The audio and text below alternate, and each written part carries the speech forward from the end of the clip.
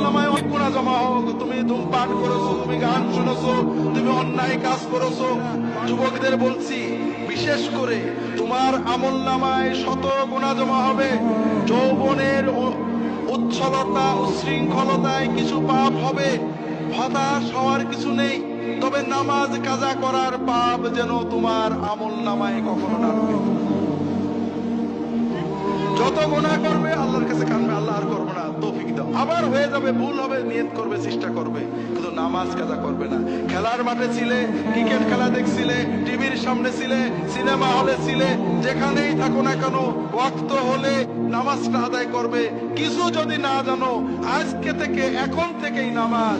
কিচ্ছু জানো না, ওযু করবে, দাঁড়িয়ে যাবে, যদি জামাতে পড়ো ইমামের পিছনে, না হলে দাঁড়িয়ে যাও।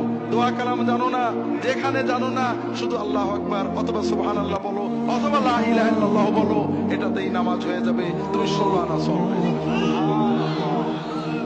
তবে পাশাপাশি নামাজটা শিখতে হবে।